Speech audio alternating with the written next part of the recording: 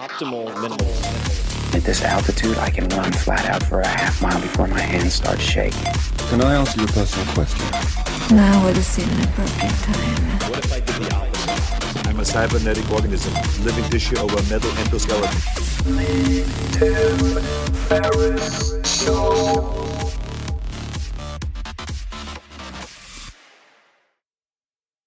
This episode is brought to you by Helix Sleep. Last year, I focused on dramatically improving a few things. Surprise, surprise. Most notably, the quality of my sleep, which seems to affect just about everything. This led me to revisit, you name it, my daily routine, morning routine, exercise, diet, all the way to what I slept on. And I ended up getting all new beds here in Austin, Texas, including mattresses from Helix Sleep. Helix has built a sleep quiz that takes 2 minutes to complete, and they use the answers to match your body type and sleep preferences to the perfect mattress. Whether you're a side sleeper, hot sleeper, cold sleeper, or you like plush, you like firm, with Helix, there's no more guessing or confusion. Just go to helixsleep.com/Tim, take their 2-minute sleep quiz, and they'll match you to a mattress that will give you the best sleep of your life. That is their promise. For couples, Helix can even split the mattress down the middle, providing individual support needs and feel preferences for each side. They have a 10-year warranty, and you can test drive your mattress for 100 nights risk-free. Right now, Helix is offering up to $125 off of all mattress orders. So check it out. Get up to $125 off at helixsleep.com/Tim. That's helixsleep.com/Tim for $125 off your mattress order. Take a look, helixsleep.com/Tim. This episode is brought to you by 5 Bullet Friday, my very own email newsletter. It's become one of the most popular email newsletters in the world with millions of subscribers, and it's super, super simple. It does not clog up your inbox. Every Friday, I send out 5 bullet points, super short, of the coolest things I've found that week, which sometimes includes apps, books, documentaries, supplements, gadgets, new self-experiments, hacks, tricks, and all sorts of weird stuff that I dig up from around the world. You guys, podcast listeners and book readers, have asked me for something short and action-packed for a very long time, because after all, the podcast, the books, they can be quite long. And that's why I created 5 Bullet Friday. It's become one of my favorite things I do every week. It's free. It's always going to be free. And you can learn more at tim.blog/Friday. That's tim.blog/Friday. I get asked a lot how I meet guests for the podcast, some of the most amazing people I've ever interacted with. And little known fact, I've met probably 25% of them because they first subscribed to 5 Bullet Friday. So you'll be in good company. It's a lot of fun. 5 Bullet Friday is only available if you subscribe via email. I do not publish the content on the blog or anywhere else.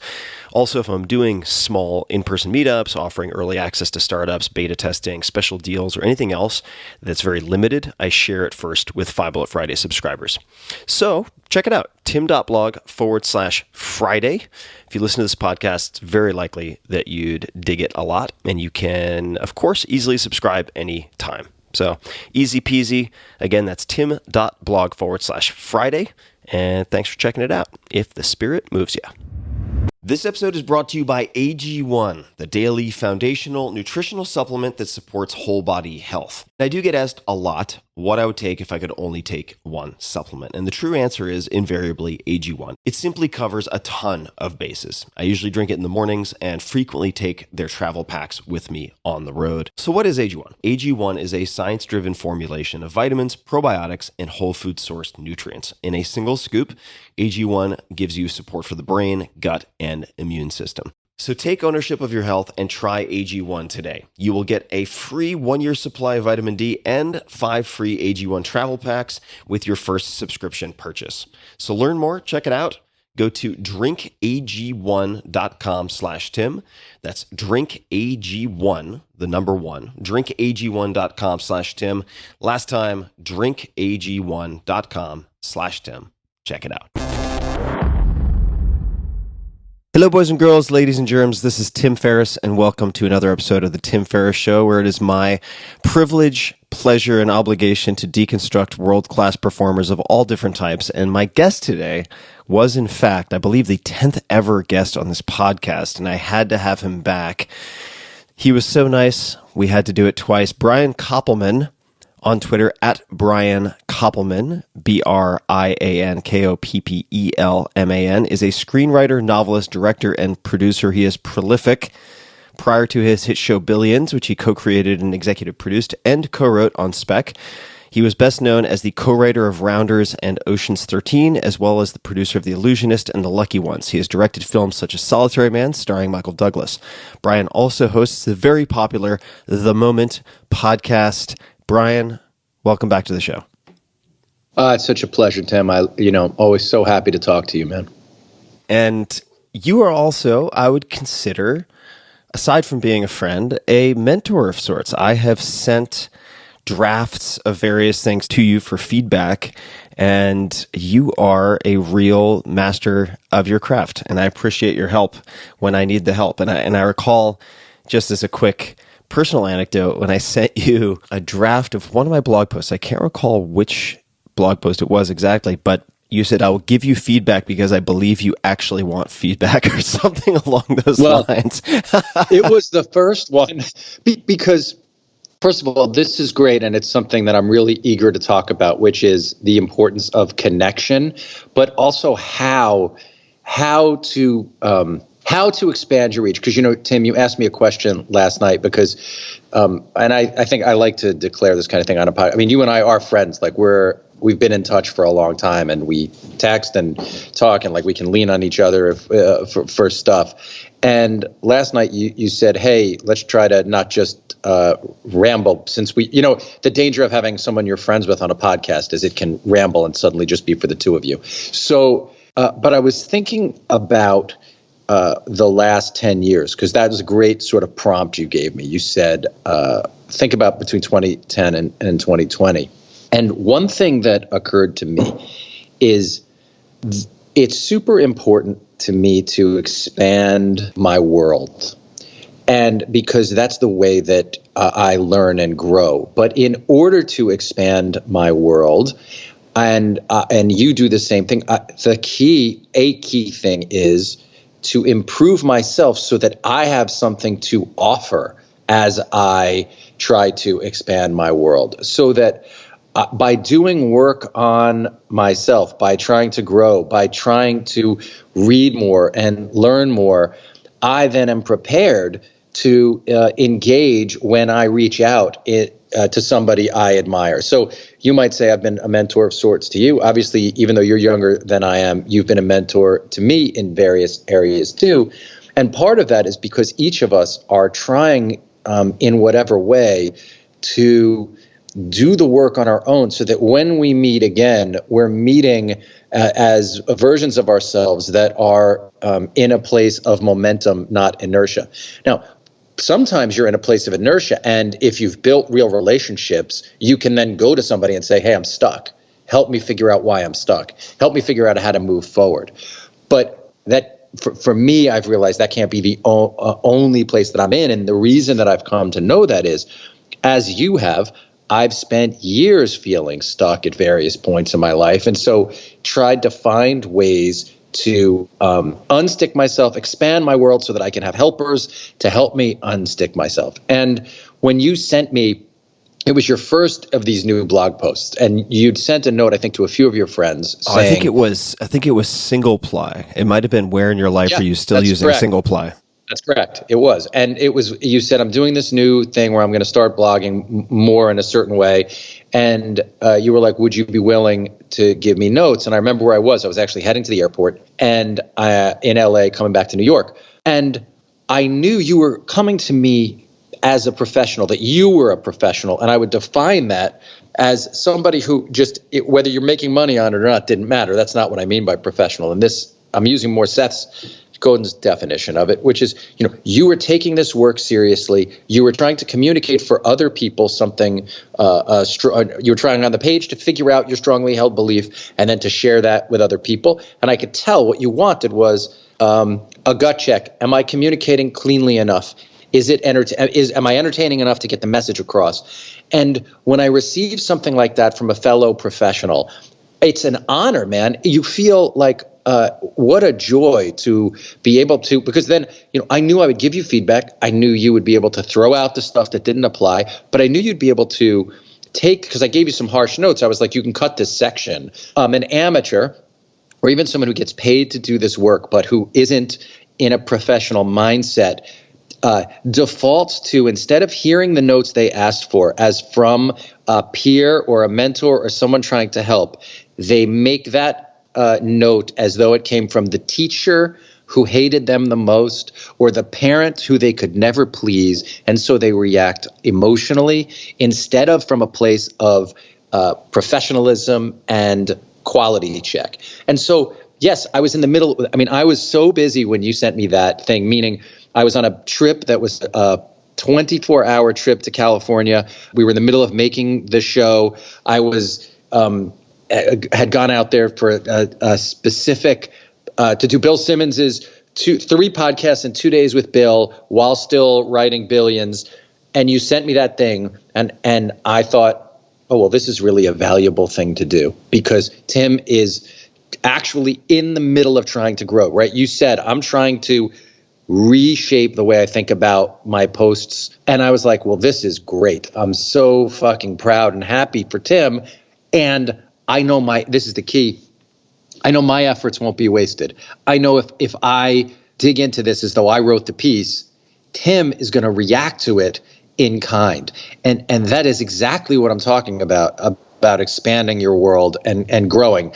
And it's the kind of thing, although you've written many books and I've done the things that I've done, I believe we would have interacted in the exact same way in the moments before our professional successes happened. And I think that's part of why we were able to manifest and have some professional success because of that desire to get the work right. Does that make sense to you? Is that track? It makes perfect sense. And you are also, not to turn this into like a whatever it might be, but you are, and I think this is really important to underscore for folks who perhaps want to explore different creative paths, and whether that be professionally in the paid sense or not. As you said, the professional mindset is one I think you reflect in so much as you take feedback extremely well and unemotionally, as does Seth Godin, who you mentioned earlier. And I really find that to be a hallmark of someone who can make a lot of progress in terms of their creative endeavors or otherwise. Let's take a second and slow down. This is such a crucial point. And it's one that I've given a tremendous amount of thought to, because I don't take feedback well in the instant it's given. So what happens privately, and I think it's like when you watch an Olympic athlete perform, even though part of your brain knows all the years of practice, all you really think is, geez, Michael Johnson's fast. And so here's what I'd say. When I get feedback sometimes, my initial reaction might actually be all the things I just said to avoid. My initial reaction might be rage, might be sadness, might be self-pity, might be wanting to beat myself up. And I'm not exaggerating. I might have 12 really bad hours where I go through a range of purely emotional responses where what I want to say to the person giving me the feedback is, go fuck yourself. But when I was younger, I did say, go fuck yourself, right? Now, and by the way, we all have bad days where we could say the wrong thing. But what I now know, because I've trained myself to notice it through meditation and journaling, is, okay, this is you shaking off the bad reaction to the feedback. You're not going to do anything with that material or that approach until you've shaken this emotional response off enough that you have intellectual clarity. And then you can look at the feedback and say, okay, these 3 things make a lot of sense. I know what to do with them. That 4th thing, I see what that means. I can address it a different way. And this bundle of things over here, while that's really the person giving me the notes issues, I don't think that makes it better.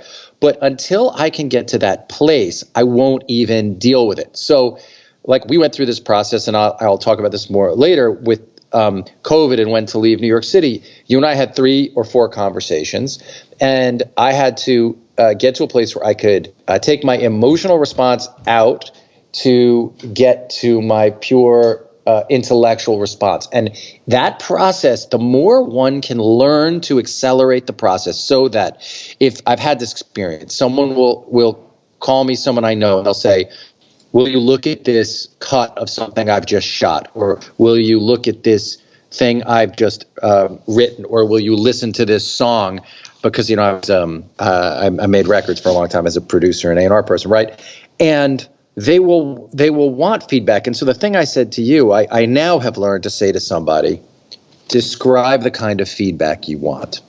Is this finished? If it's finished, Penn Jillette said this to me once, where he said, if you tell me it's finished, all I'm going to say to you is congratulations, because you can't do anything about it, and I don't want to.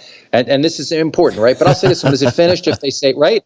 Because if I show you something and it's finished, a finished movie that I've just made, but it's not out yet, honestly, what is your feedback? Really, all I need at that point is a pat on the back for accomplishing something, right? But if somebody so the first thing I say to somebody is, what kind of feedback are you looking for? Now, you preempted that because your initial note, you said, I want harsh feedback. That's great. So I'll say to somebody, do you want the kind of feedback I will give to a peer? Because the feedback I give to a peer has very little positive in it, not a lot of praise. It's right, because we don't need that. If I send my friend Craig Mazin, the great creator of Chernobyl on HBO, if I send Craig, if I'm going to waste Craig's time and ask him to read a script, I don't need him to also spend a half a page of response to me telling me what I've done well. What I need him to do is tell me where the thing has fallen short, right?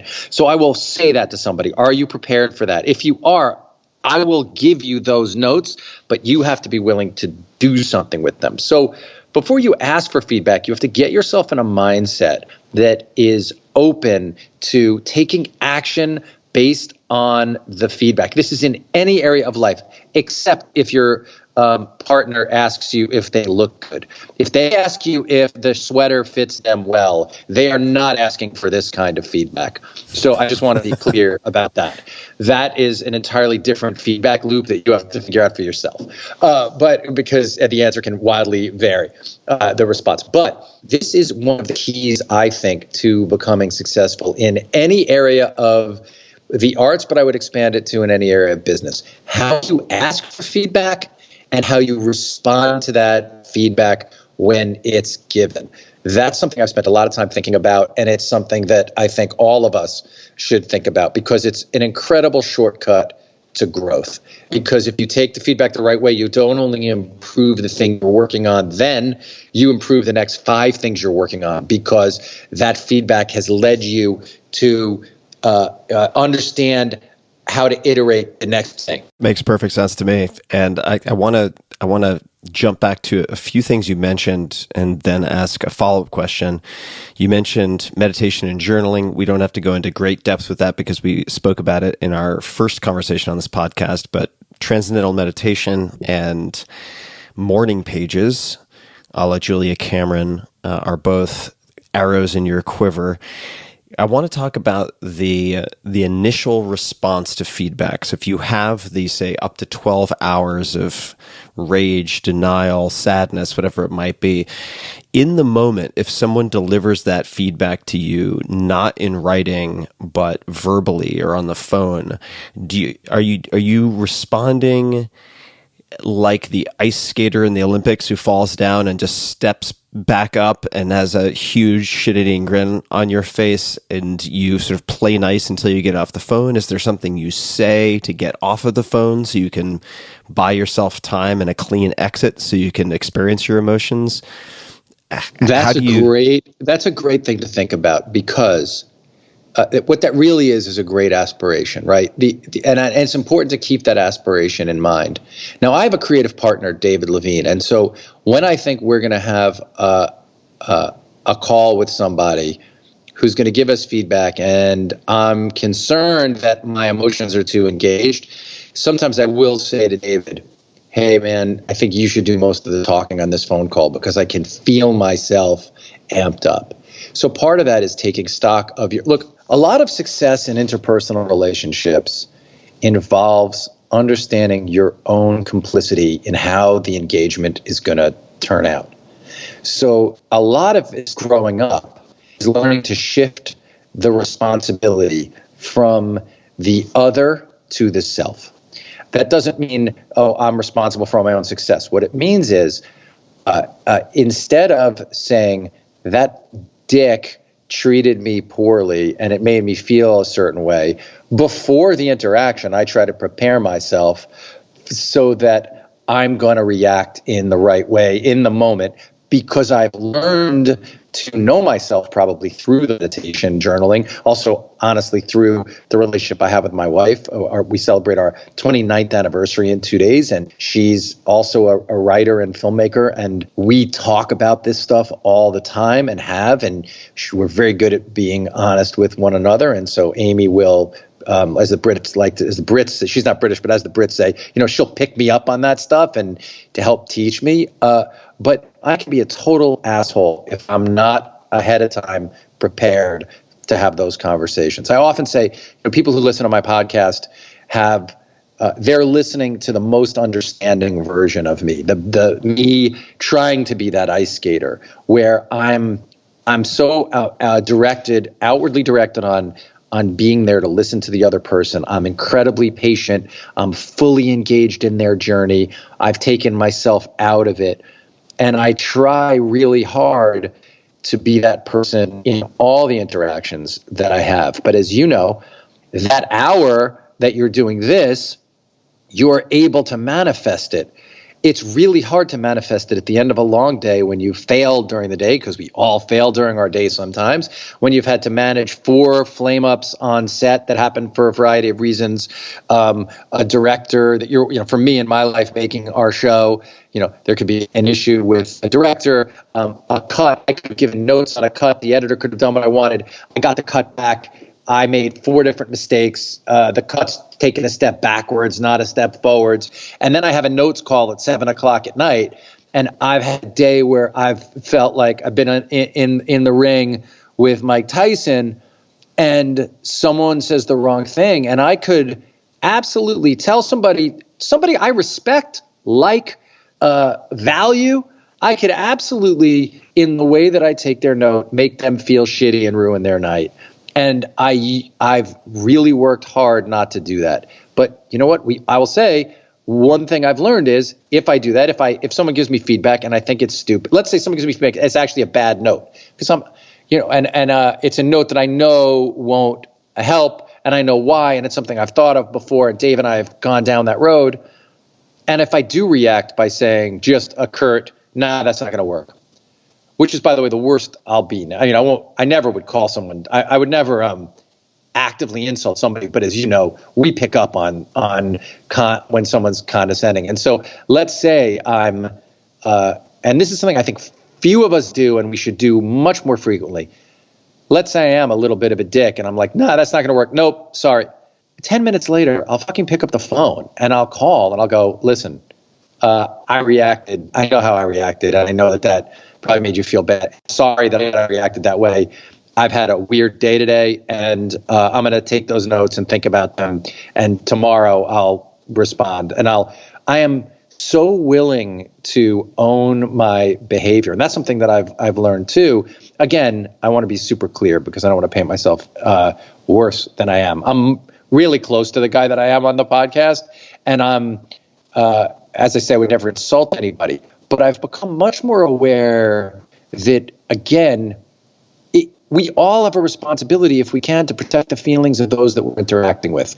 We can be truthful without being an asshole. We can be constructive and corrective without making someone else feel worse. And so if I can find a way to not leave somebody that I've engaged with feeling worse, I'm going to do it. Sometimes it's impossible. David and I run a writer's room. Sometimes we have to say no to 10 ideas in a row from the same person. Nobody feels good hearing their 10th idea rejected, no matter how much you take the time to listen to it and make them feel better. So sometimes in all of our interactions, we're going to, no matter what we do, leave other people feeling a little bit worse.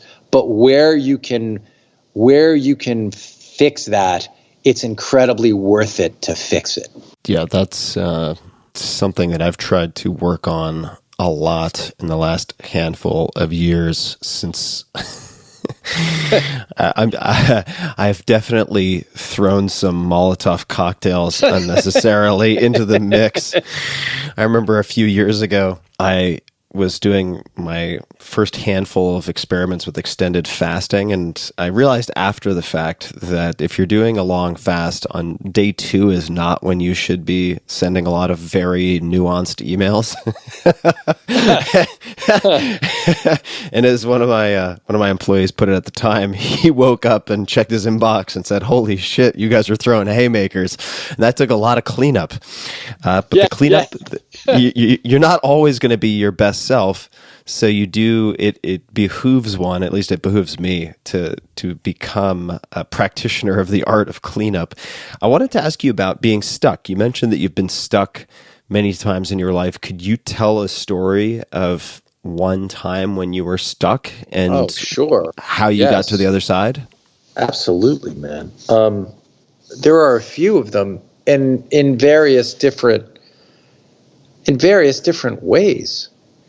And I think it's important to talk about it not just in terms of the arts, because momentum and inertia are these counter forces.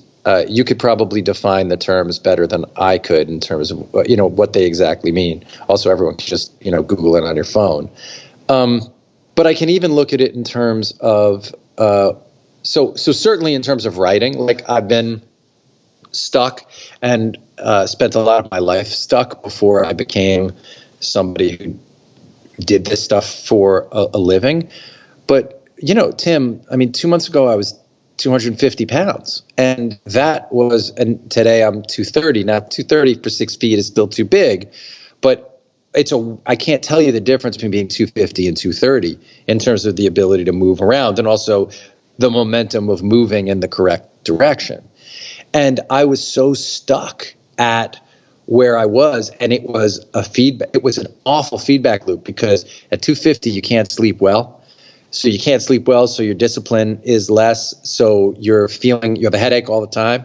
And I felt helpless to change it, even with someone like you on my speed dial, where I could ask you, because I had to find a way to make an internal change. And I'll tell you actually what it was. I say 250, but it really was stepping on the scale and being 249.4.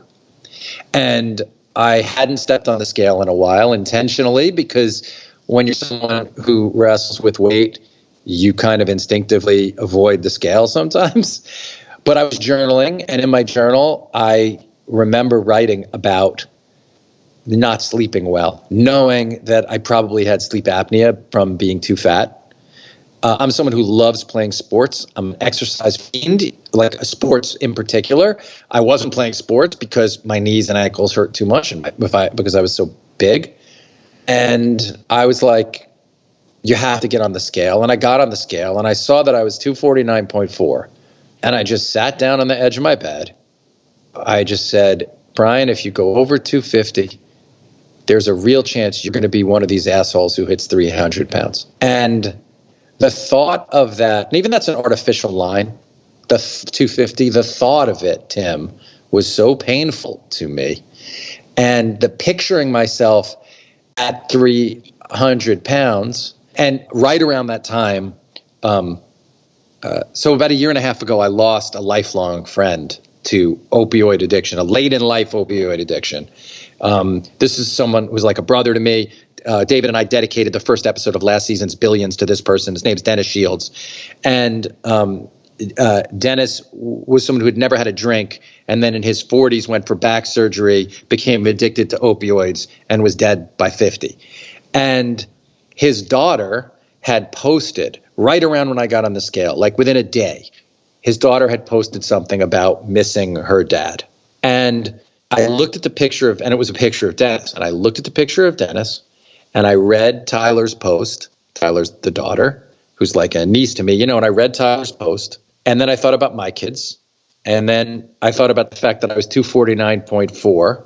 And I was absolutely trapped and stuck and had been stuck.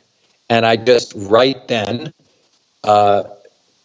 made the decision and called a couple of my friends, and I did a few different things. One, I went and found so I took steps, right? I read a book, I wrote you or called you and said to you, where do you think I should start? And you said slow carb. I said, should I do keto or slow carb? And you said, here are the reasons I think for you, slow carb right now. I got rid of the carbs, and I started seeing a food addiction therapist. I took these steps and immediately just began getting a momentum. The first couple days of not eating carbs, very difficult. Also, the failure that I'd had over and over again was just on my mind. That self-criticism, right? Well, this isn't going to work because it's failed in the past. So I was hearing that voice. But I then, because I journal and because I meditate, and because of this thing I started with, which is trying to expand my world, I made a decision a bunch of years ago that a lot of the stuff we keep very private, I don't want to keep very private anymore. I want to be able to fail in public or succeed in public, to live as I am, to become as comfortable in my skin as I can be, meaning to try to have very little difference between the public and private version of who I am, which meant that I could tell people in my life I was struggling with this. They knew, they could see that I should get bigger size pants, right? But by engaging in that conversation with people, and by then taking the step of saying, okay, so I called this food addiction person who someone I know had gone to. She's a nutritionist and food addiction specialist, and I'm not going to say her name now. She doesn't want me to until we're done with this because it's a therapeutic practice. But she said to me, we're going to have to talk once a week, and you're going to have to commit to once a week for a year, and because you're going to have these ups and downs, and you're going to have to, this has to be important enough to you that you make a verbal commitment to me. And I made that commitment because I was so stuck. I needed a force of momentum. And that once a week check-in, I knew it was going to be momentum, because 1 week was going to become 2, was going to become 4, was going to become 6. And Tim, I've lost at least a pound a week every week. And it's been steady and constant.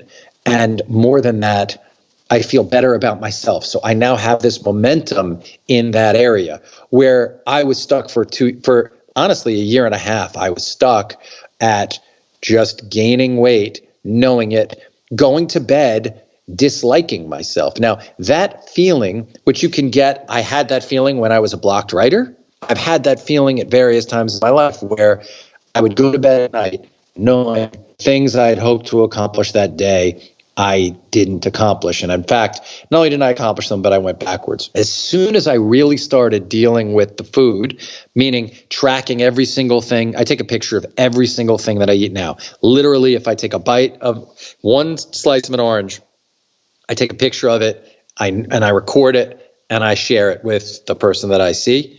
And each time I do something like that, I am creating this momentum, and I'm fighting inertia. I'm moving myself forward toward the goal. And it's really hard at the beginning, but then the amazing thing about momentum, and I'm sure you understand why this is the case scientifically in a way I don't, but the power of momentum is so great that it stops being hard. In fact, it just starts being the way that you live.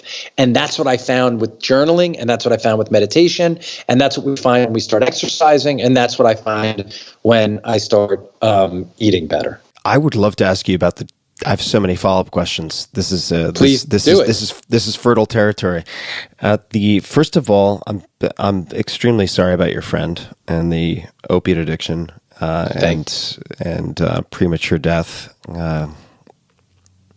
I don't know if you knew it's the worst. It's the worst. Yeah, I don't know if you knew this, Brian, but my best friend from childhood, almost identical story, never did any drugs, had a hangover from alcohol. He did drink, And a friend of his who was already an opiate addict gave him a synthetic opioid, fentanyl, very powerful.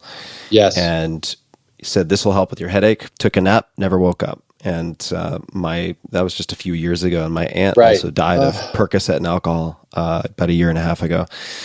So dangerous things. Topic for another time. Perhaps. It's worth spending 1 minute on it. Let's spend 1 minute on it because I had to get a root canal 2 days ago, or half of a root canal, because the emergency part was just getting the nerves out. I can finish the root canal in a month. They said they can, but I swear to you, the worst pain I've ever been in by a factor of any factor you want, like the kind of like writhing around on the ground pain before I went so I had to go to the dentist. It was so bad I couldn't live.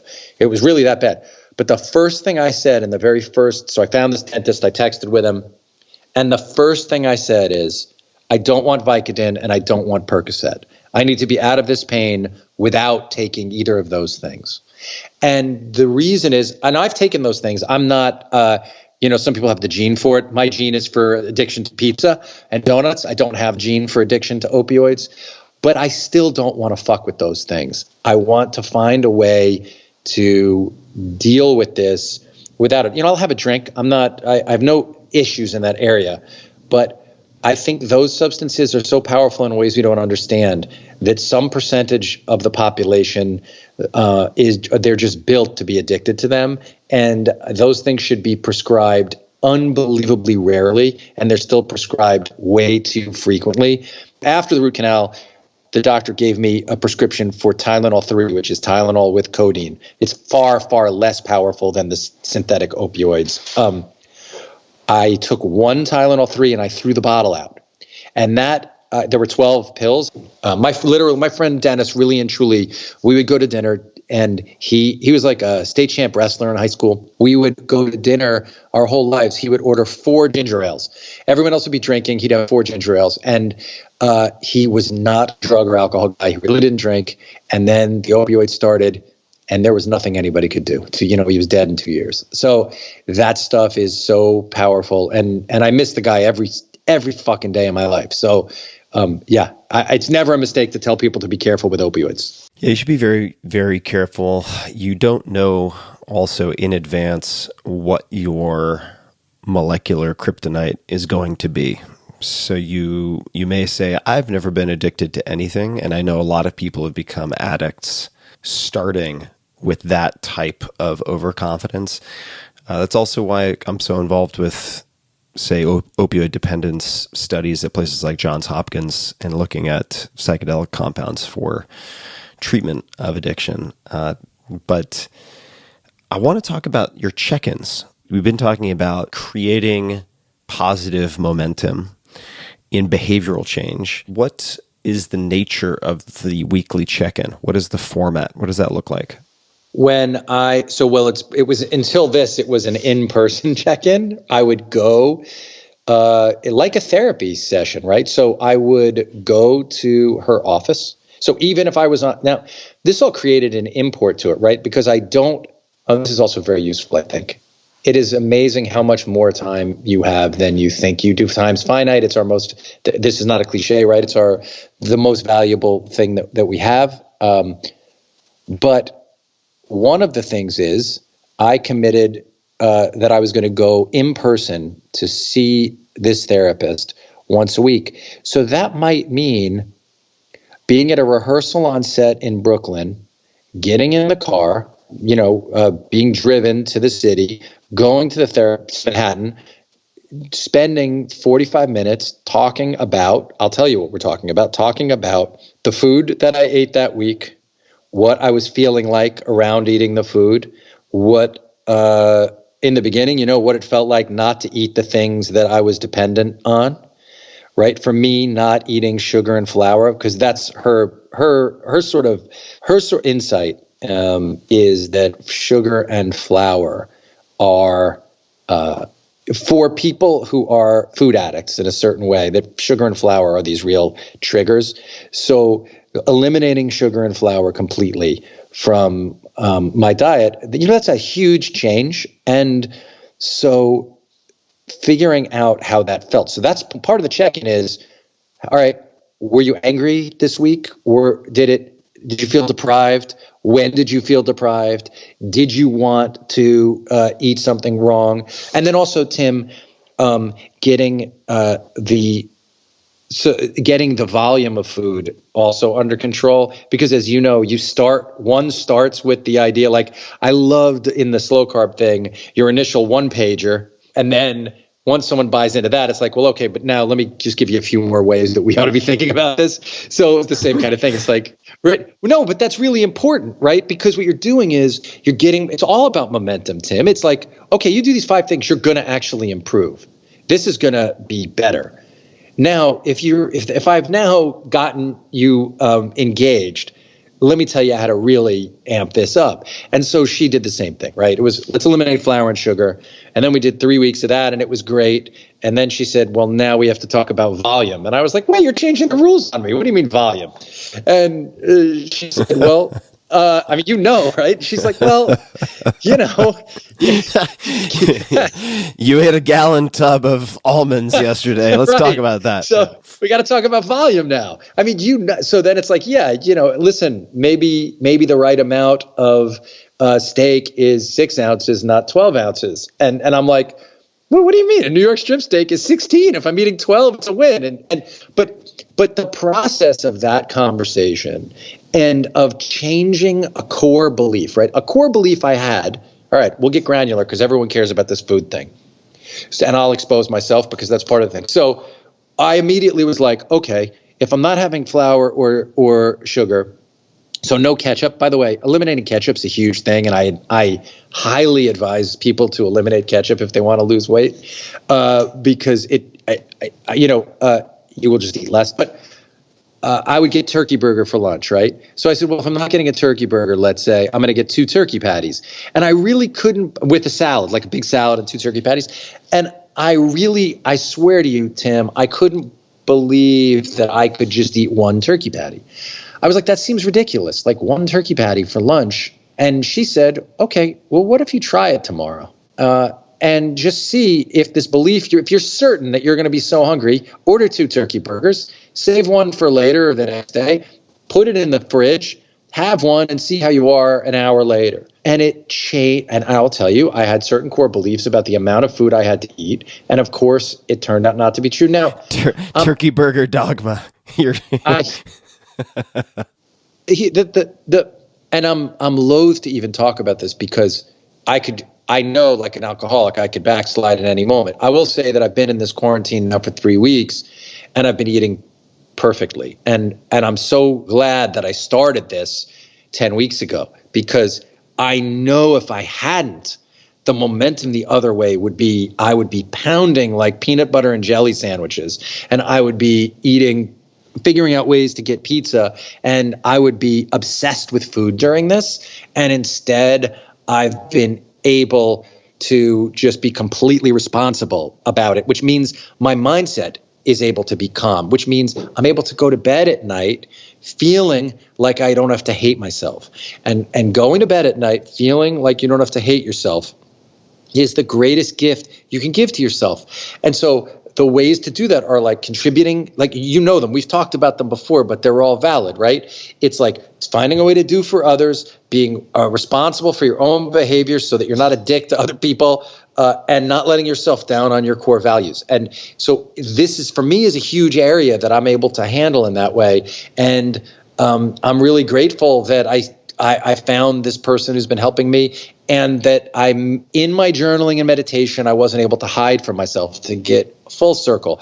The reason I do the morning pages originally was to become a creative person, meaning to work, to be able to live professional life from my most creative place, because I felt that was the way I was going to feel right. But now these things serve as ways to keep myself honest. There's no way you can meditate for 20 minutes twice a day and journal in the morning and not check in with yourself. So I had enough days of being mad enough that I made myself get on the scale, that I saw that I was 0.6 pounds away from being 250. And in that instant, it was like, I had to take action. You mentioned, I think it was maybe a few years ago, that you decided to close the gap, if there was one, between your public life and your private life, to share more of the things that we tend to feel we cannot share. What led to that? What catalyzed that? Why? How did that come to be?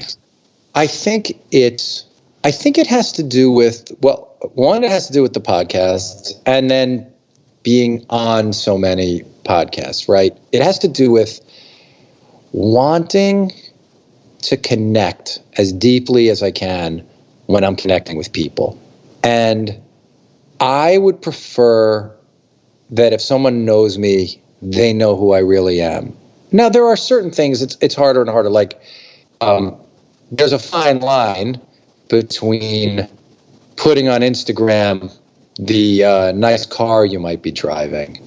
That's not what I'm talking about, right? I'm not talking about like putting in your face success or anything like that. But what I am talking about is allowing my own insecurities, allowing the way in which I grapple with my own insecurity or my own fear or my own anxiety or my own imposter complex, should that surface, that if I can grapple with that publicly, it's a service to other people. You know, I often think about Francis Ford Coppola making The Godfather. And I think about that because I think The Godfather 2 is the greatest movie ever made. I think The Godfather is the most important, probably, in American cinema. And I think about the fact that he was racked with doubt throughout. When we watch The Godfather, we see a masterpiece. But what we don't see is all the days that Coppola thought it was going to be a failure, that he was a failure, that the dialogue that was written the day before didn't work. All that stuff that's not there makes The Godfather seem not only like a masterpiece, but makes it seem as though it showed up fully formed. And a large part of my life is about disambiguating that stuff, is about looking at that stuff and saying, well, how did that come to be? And I think so. Part of that is, if we could have followed Coppola when he was making it, if Coppola was on Twitter then, because people have a lot of different thoughts about Twitter, but to me, Twitter is the most amazing creation. You know, it's the icing on the cake of the internet, because it allows us to get right inside of all these different processes. We can reverse engineer by looking at somebody who accomplished something. We can track what the process was that got them there. And so I want to be able to say to people, you're watching Billions now, and if it's your favorite show, that makes me so happy. But if you go through my Twitter feed, you will be able to see how hard it was to get to a place where we were able to make that show. And I'm really happy about that's there for people, that they can see when I felt lost, that they can see when I felt like it might go a different way, or when I felt like a failure before that, the movie Runner, Runner, which was a terrible disaster.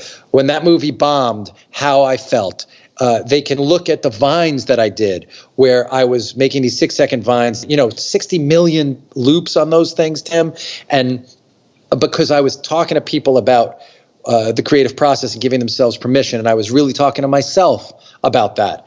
And I found through doing that a few things happen. One, I started getting letters from people about how in seeing what I was going through, it allowed them to go through something similar without beating themselves up. And look, you're more than anybody, you understand how seeing that stuff drives you forward to do more of it. And so I feel like the more I'm just who I am, also, dude, faking it's hard and sucky. And the more you can just be like, hey, this is who I am. I mean, that's why, I do this thing in the morning. I know you're going to ask me about it, but I do this thing in the morning over this where I named the first cup of coffee of the day the Royale, because it's so. I feel like the first coffee of the day is such a special thing that it deserves a special name, and so and over this, we're talking about quarantine, yes, or self-isolation. So I had named it the Royale a long time ago, and then a friend That was just of for mine, yourself? You named it the Yeah. Royale? I named it the Royale for myself. And then I would talk about it on the podcast, and online, and other people really liked it and started talking to me about it. And then a friend of mine named Tom Kretschmar, who's a great guy, he said, you should, I bet you people, he was having coffee and he sent me a picture and he said, this is me with my Royale. And he said, I bet you people would want to share their pictures of them drinking their first coffee of the day. And I was like, so I quote tweeted Tom and I said, and I posted my own picture of me having the Royale in the morning. And I said something about us all being isolated. And this is a way to connect. Let's have our first coffee of the day together. And hundreds of people started posting their responses to me. They would either message me pictures, send them on Instagram, or post them on Twitter. I started retweeting them. And suddenly all these people started telling. And I'll say this is one of those examples. The first couple of days of it, I got super self-conscious. I lost probably 300 followers because I was just tweeting picture after picture of somebody drinking their coffee with the Royale. And so I did. I flaked off like hundreds of followers. It doesn't matter. I did it, but I noticed it. I'm, again, living honestly. You notice if you lose 500 followers or 300 followers, like, you're like, oh, what the fuck? Maybe I shouldn't do, because you're like, well, but then I just thought, no, I want to do this. And these people who were sending me these pictures, because they started so then, like 2-3 days later, I started getting all these tweets from people saying, hey, I haven't posted my picture, but I want you to know I go to bed at night thinking about the pictures I'm going to see in the morning, and it makes me feel less alone. Now, if even just one person had said that to me, it'd be worth losing hundreds of followers, because that is one of the ways I think about the world. Like, holy shit, if doing something stupid and simple can actually make somebody alone in Kansas City feel even 2% better for 1 hour, what a fucking powerful thing that is. Like that is honestly what like fires me up. Then, dude, so many people started telling me that and sending me emails.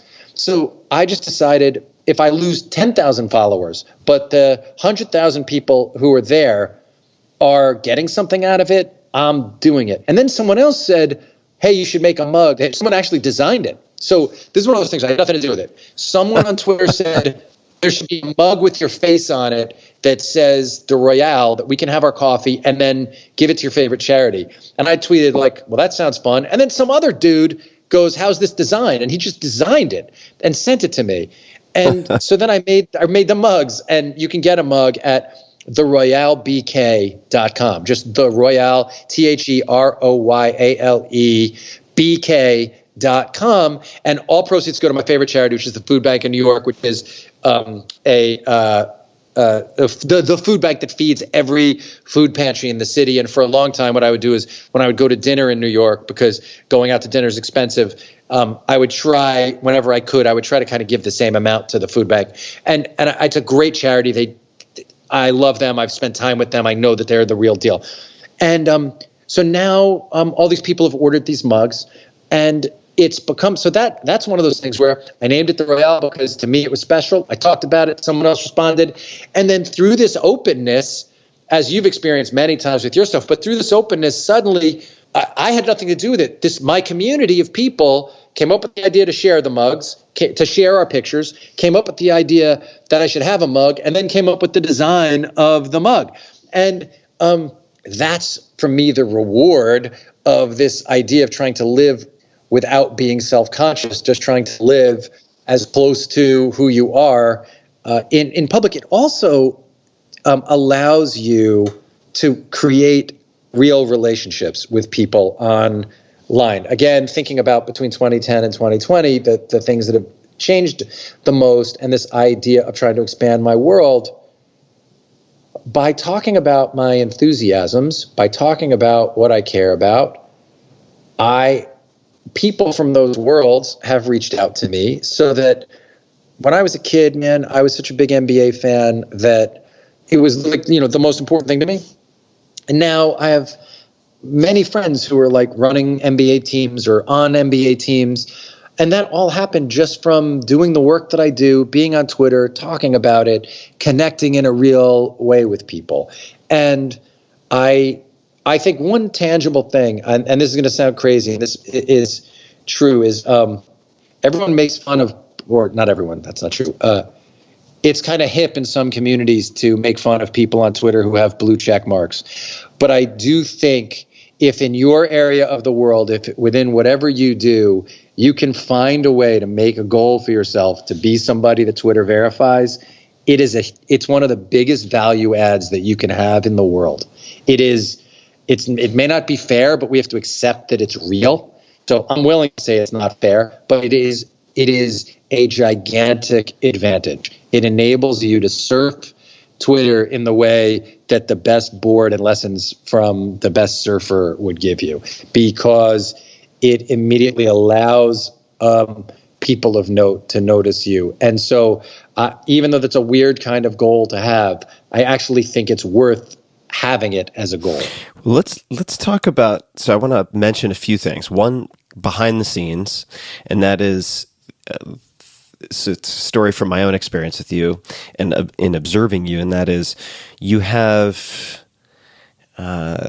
maybe we call it facilitated serendipity, right? So you have these moments of serendipity where someone designs a mug for the Royale, and I really encourage people to see this hilarious mug, the RoyaleBK.com. Check it out. That's for Brian Koppelman, not Burger King, by the way.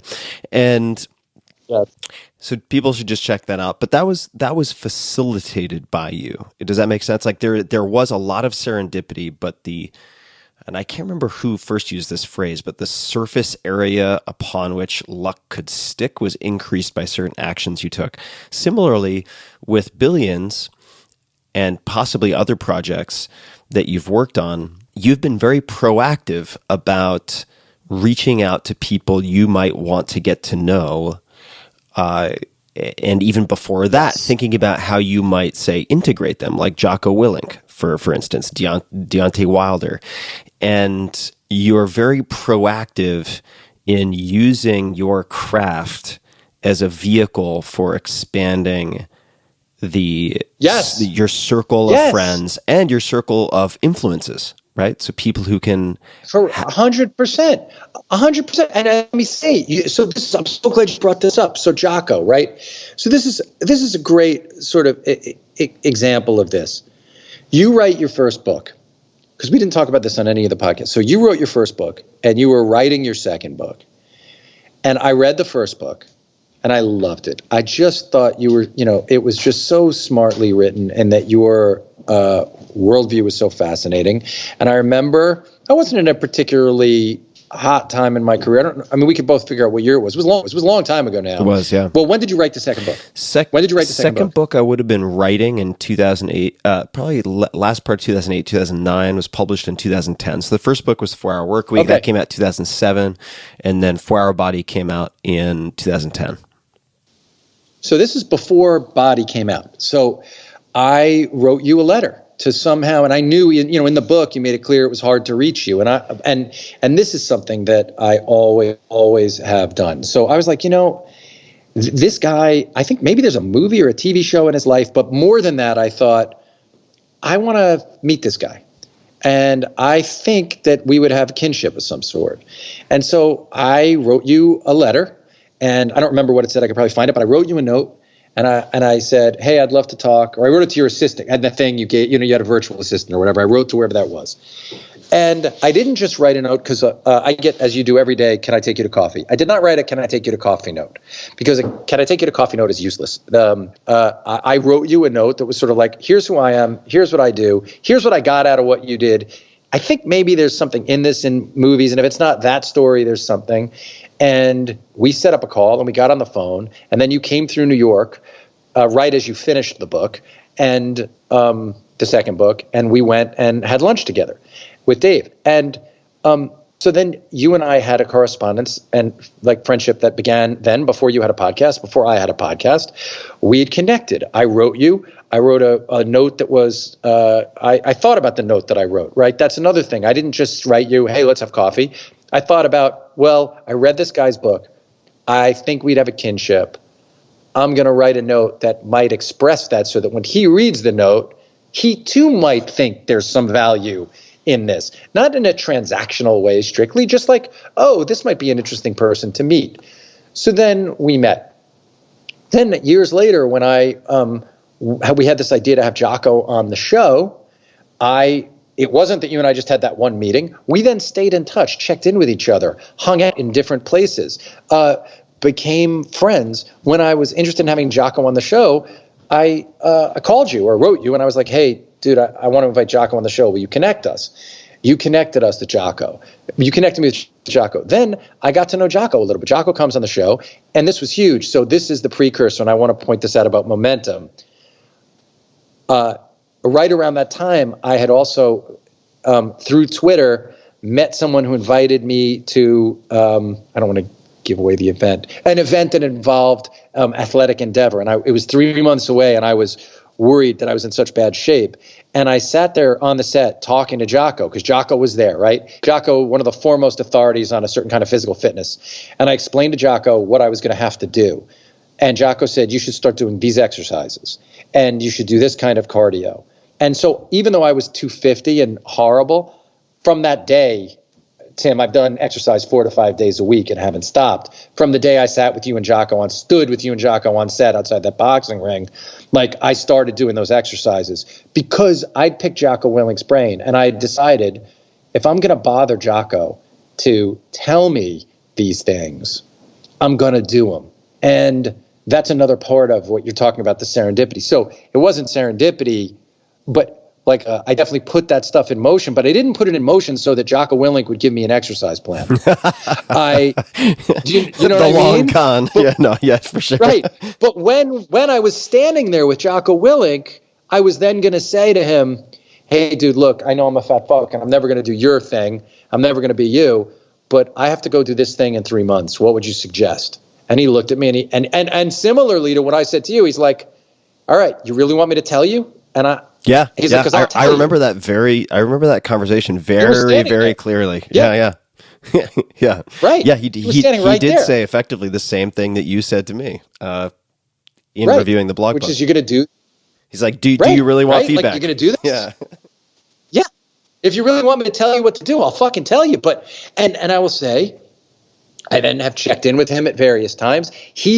So he doesn't follow me on Twitter, but he checks in because once in a while because he was on my podcast, and once in a while he'll tweet something about me keeping it going.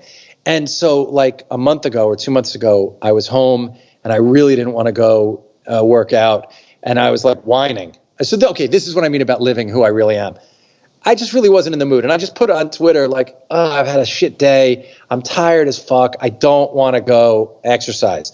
And somebody in Twitter mentioned Jocko. And they were like, Jocko Willink, take a look at this. And then I knew. So I saw that somebody did that. And I immediately just put on my sweats and went out. And then a day later, Jocko wrote, I'm watching, with eyes on it. And then I got to write back, I did it. I went to do the exercise. And then Jocko texted me or something like, good man. Well, that's all silly, of course, and unnecessary on one level. But on another level, the fact that I'm just willing to be expose myself as being too lazy to go to the gym, but also, as you're saying, that I took a whole bunch of actions ahead of that, right? So that in some weird way, Jocko Willink, the toughest, most fit, most uncompromising motherfucker in the world, is sort of loosely paying attention to whether I'm getting my reps in, is the perfect combination of what you're talking about. Setting a thing in motion and then letting serendipity do its part, right? Yep. Is that a good example? It is. And that's also why I asked about the check-in format with your, I suppose, food addiction therapist, because accountability works. You don't have to rely purely on some internally generated willpower, which will have moments of frailty. It's helpful to develop that. Discipline equals freedom, as Jocko would say. But that discipline can also be reinforced and cultivated through accountability. And and you know this, Brian, I very rarely would say what I'm about to say, but for those people who are interested, the 4-Hour Body does cover how to engineer that kind of accountability. And I'm sure a bunch of it is available for free on the blog as well, tim.blog. But the the accountability, the power of it is really hard to overstate. Now, you mentioned the food bank earlier, and that is a perfect segue to talk about process. But before we get to your process with the monologue, Yes, because I want to talk about the monologue, before we get there, do you have any favorite books or websites or documentaries that come to mind for you as showcasing the messiness of process? For instance, I'll just to buy some time. I remember seeing this documentary about Spielberg. I think it might have just been called Spielberg, actually. And they talked about how he effectively seemingly had a nervous breakdown / heart attack or had those multiple times in the making of. Oh no, that might have been Lucas. That was Lucas. So Lucas was killing himself and like hospitalized during Star Wars, and then Spielberg during Jaws created the iconic buoys / barrels on top of the water imagery for the shark, because the goddamn animatronic shark they were going to use broke. Like it, that's how. right. Oh, of course. Right? No, Right? I know. So, Yes. so do you have any favorite movies or documentaries There or are three. anything? Yeah, there are three. There are three. The documentary about Apocalypse Now that Francis Ford Coppola's wife made is amazing. You should find it and watch it, because Apocalypse Now, which is clearly more and more of a masterpiece every year, and sort of incredible because it's still an unfinished work. Like Coppola released, I think, the best version of it last year. 5 years ago, he released another version of it, but the one from last year is really incredible, and purports to be the final version. But that movie was impossible to get made, and it is truly an artistic masterpiece and worth watching. The documentary and the movie together. I would say that Steven Soderbergh's book about the making of Sex, Lies, and Videotape is spectacular for anyone interested in any of these things. He takes you through from its inception as an idea, starting with other ideas that he had, through the inception. I'm not sure it's an easy book to find, but it is worth it. That's a book that's worth overpaying for. And he takes you through every day of production, post-production, Sundance, selling the film, and then the script for the film is in there. You could only read that book and you would be in great shape. The two more things. One is a book I read about once a year called Making Movies by Sidney Lumet, which brings you through each part of the process from a true master, one of the greats who ever did it. And then I've mentioned this book before, but I try to mention it every chance I get. And that book is what I talk about when I talk about Running by Haruki Murakami, who is my favorite living writer of fiction. But that book is not fiction. It is a book about running, but it is really a book about the discipline it takes to become great. And it's all about process. It's about the process of figuring out what the most useful breakfast you should have is if you want to write 10 pages and run 40 miles in a day. And it is a stunning short book that is incredibly easy to read. And it is the most empowering book I know of about trying to live as an artist. Incredible. All right. Taking a lot of notes here for myself. My goal is always have you not read what I talk about when I talk about running? I have not. I've read, I think, Hard Boiled and Wonderland, or I've read one of his. I've read one of his. Hard Boiled is a great book. That's fiction, and it's great. His fiction's amazing. Tim, you'll freak out. There's so much of you in that book. You'll freak out. You got to read it. You'll freak out from it. Like, you'll blog about it. It's so amazing what this guy did to turn himself into, because he was very late in life when he became a writer. It's really, really worth reading. I'm in. What I talk about when I talk about running. I'm into it. I'm into it. I'm reading a really incredible novel right now, which is going to take me a little bit of time to get through. It's Little Big. I don't know if you've ever seen this novel. It's Little, Big, and I'm blanking on the author's name. Haven't read I'm embarrassed. But I have the book, but I haven't read it. It is one of those fiction books. It is one of those novels that is so complex, and the prose is so painstakingly beautiful and subtle, and quite frankly, difficult at points, that you have to finish this book. You cannot put this book down for a month and just pick it back up, in part because there's a very complicated family tree to keep track of. But once I finish that, then I'll check out some more Murakami. I've just had that experience reading Exhalation by so Ted good. Chiang. Oh my God. Yeah. That, I mean, the long novella in the middle of it is just one of the greatest feats of imagination, isn't it? Incredible. If anyone is looking for, they vary tremendously in length, but if anyone is looking for an incredible collection of short stories that, and we're talking about fiction here, somewhere between or a blend of science fiction and fantasy, Ted Chiang, Chiang, Exhalation is his latest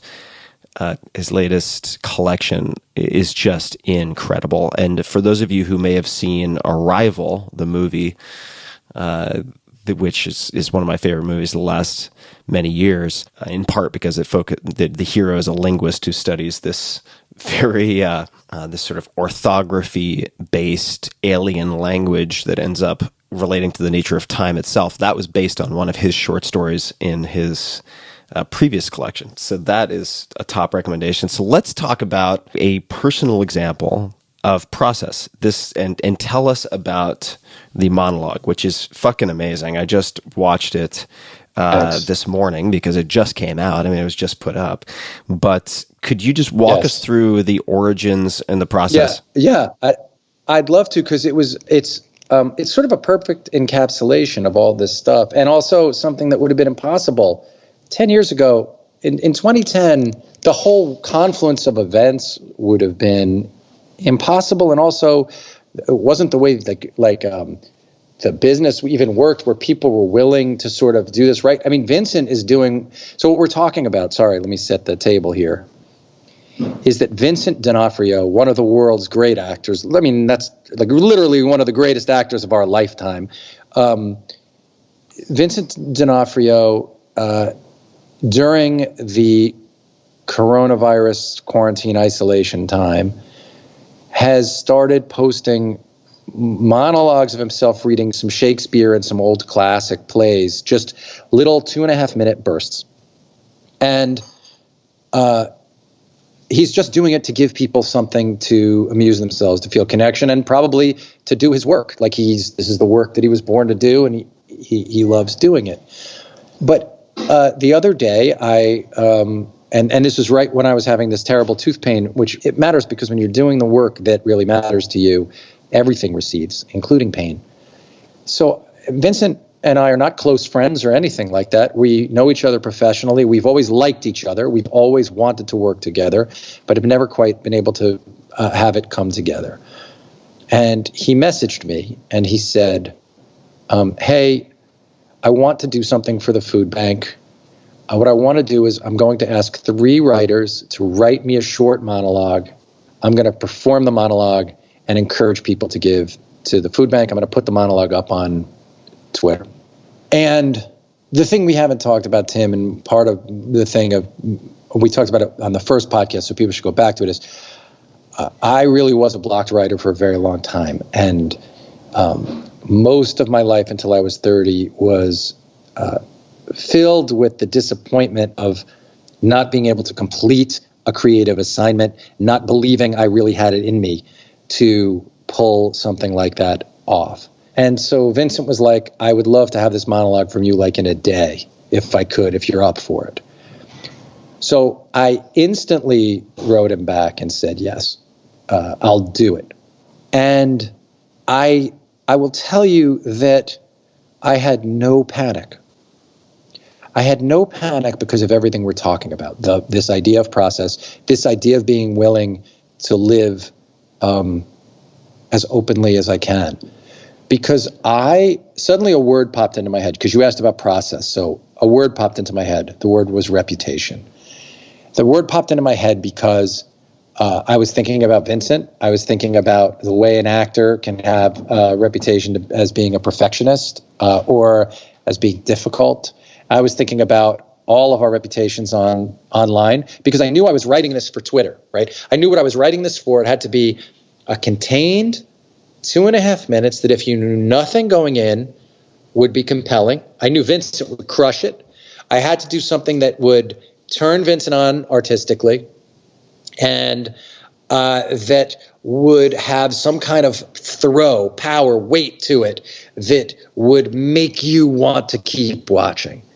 And I thought, well, even though, and I thought, Vincent doesn't really address this stuff in life. And by the way, I didn't talk to him about any of this, right? We had no conversation. I didn't say, I'm going to write about reputation. So the word popped into my head. Suddenly I had 3 lines. I was in a car, so I got to the house that I'm in. I was just getting gas in the car. I got to the house. I immediately opened my laptop and I said to myself, just do it. Just write this thing. Go with it. And Tim, I just blasted out. At first I thought, do I say Vincent? Or this is the way a writer thinks about this kind of thing, because I'm writing for an actor now, right? So I realized it would be different if I wrote under the name of who spoke, Vincent or a man. And so I decided to write a man, so Vincent could make the choice about how close to him this was or not. And then I wrote this piece. And I wrote this piece. It was like a 1.5 pages. And I finished it. I worked on it, let's say, for 1.5 hours straight. And for 1.5 hours, I was just in it. The world, when I'm in that kind of a state, process-wise, the world disappears. Nothing else exists. I'm just in this place that's in between, that's like hyper-present, but also kind of floating in the air, and you're kind of tethered to the page. So I wrote this 1.5 pages. I reread it. I walked around. I took like a 1.5 or 2 mile walk. I came back. I looked at it again. I made a couple of changes of words. Then I sent it to my creative partner, David Levine. And I said, hey, D, Vincent asked me to do this thing. I wrote it. Everything is written by the two of us. Take a look at it if you think you can make it better. And I said, and even if you don't make it better, if you don't feel like you have any ideas for it or you think it's okay, I'll just put both our names on it because everything's from the two of us. He wrote back and he said, no, you nailed this, dude. Don't put my name on it. There's no reason. You wrote it. Do it. Which is, I could do a long podcast about successful partnerships, but like that whole thing of me sharing it with him first before anyone in the world saw it, him appreciating it, writing me back about it, telling me not to put his name on it, even though it would have been my pleasure to do it, him wanting to give me that for myself, like all that stuff was really beautiful, incredibly generous of Dave. And like, because he could have totally just rewritten it, added 6 lines, it would have been written by the two of us, but he was like, no, come on, you did this thing. I'm not going to take partial credit for it. So I sent it back to Vincent. He immediately wrote me back and said how pleased he was with it.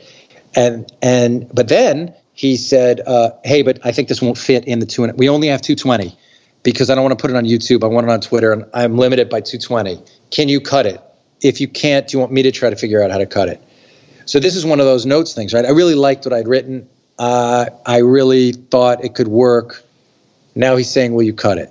I immediately said, of course I can cut it, because you can always make cuts. You can always cut to make something better.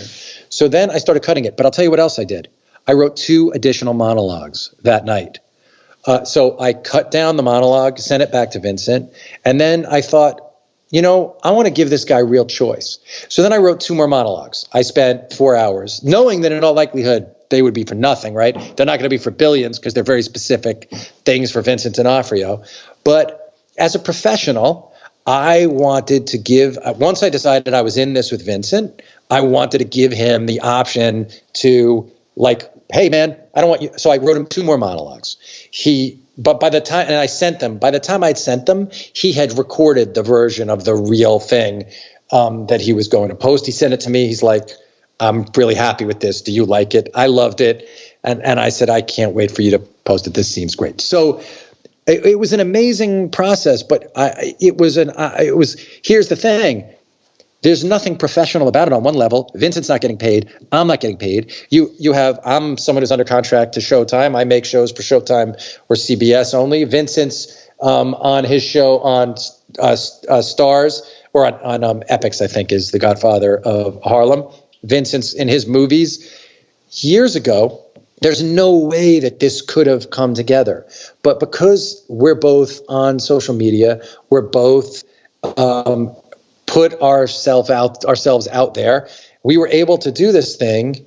And now we put the thing into the world and got to have a day of watching Vincent D'Onofrio, an actor I've wanted to work with for over 20 years. I got to see him do this monologue that I wrote for him. I got to see people show me their receipts of money they gave to the food bank. It was an amazing thing that Vincent also thought of the food bank, which is my charity. He didn't do that. That's his own, on his own. That's his charity that he loves too. And so it was this great, like I guess this is exactly what you're talking. Somehow this fits into what you're talking about, where it was serendipitous, but also all the groundwork had been laid, right? Yeah, absolutely. And for people who want to see it, they can see it if they go to Vincent's Twitter account. So that would be at Vincent D'Onofrio, which if you want a mnemonic is like do no frio, right? Vincent D'Onofrio. And if you don't recognize that name, you will recognize his face and voice. Certainly early on, although he probably had many years prior to this, people may have seen him in, for instance, Full Metal Jacket as Private Pyle, who had quite a memorable role in that film, and so much more. He's just spectacular. I was really impressed with the monologue and wanted to ask you about the process. And I also want to ask you, when you put together your first draft, did you do that by hand, on computer? If computer, what kind of app? And then when you made the changes you made, you said I changed a few words. Yeah, go ahead. And then when you made your changes, what do you remember? What any of those changes were? Might be too micro, but I'm curious.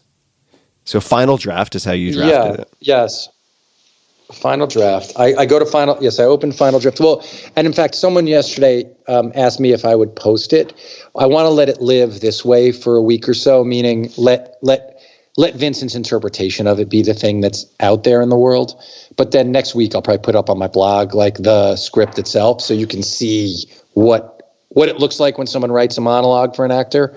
I think that might be useful to people, so I'm going to put that up. But yes, Tim, it was when I went back to it, I think there were just some phrases that I felt were lazier. Like often what'll happen is I'll find this is a particular quirk. I don't like, if the same word is used a few times in a piece, I want it to be used really for a purpose.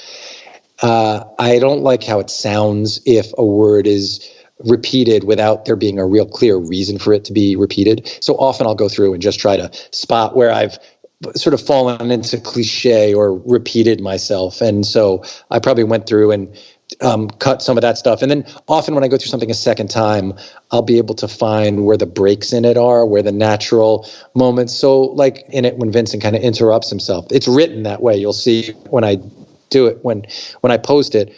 And then I probably added a line of description just to give the actor something to think about in that space. And that's just from years and years and years of writing for actors now, right? I've been writing for actors for 25 years. So part of that is the first blow at it is the artistic inspiration. And then each draft after is the sort of craft. Mm-hmm. We've covered a lot of ground, my friend. This is fantastic. Good. Yeah, I'm having fun. I have tons of notes. I'm going to have to pick up Murakami also. I have to say one thing lastly, which is I know you don't like praise, but if you cut this out of the podcast, I'll be mad at you, which is I'm just going to say it quickly. I just want people to know that you are who you say you are, that the person you are on the podcast, even if you don't quite live as publicly as I do, I will say, you called me when I was wrestling with the COVID question. I was in New York City and I was trying to decide what to do. Because I was very early on it. I posted a list January 31st of all the smart scientists on Twitter. I told people this was going to be a problem, but I had an emotional problem with leaving New York because I was making the show there. I love New York City. There were all sorts of ways I was trying to bargain with myself. And you called me twice and you were like, Brian, you basically called and you were like, here's what I'm seeing. Here's the problems. I thought you were calling me to calm me down and you were calling me to do the opposite. And I said, well, dude, make sure when you really feel it's the time I got to get out, you tell me. And you go, this is the call. I'm making the call to you. I was like, definitely tell me when it's bad. And you go, it's bad. It was great. But that, I will say, and then you posted it. This is the thing. You didn't hoard that or keep it to yourself. You posted it that night, or the next morning was when you released your post to people about the seatbelt. And so you are in real life who you purport to be in this stuff. You're on top of things. You're taking the actions that you want people to take. And you were a good friend to me. And I really, I appreciate it. So, all right, I've said the nice thing. Now we can move on. We can be done. Thank you, Brian. I really appreciate that. Yeah, it's what a journey, and we find ourselves in exciting times, and it's going to be. I know. Yeah. The old Yiddish curse, right? That's an old Yiddish curse. May you live in interesting times is an old Yiddish curse. It is. Well, yeah, I believe it.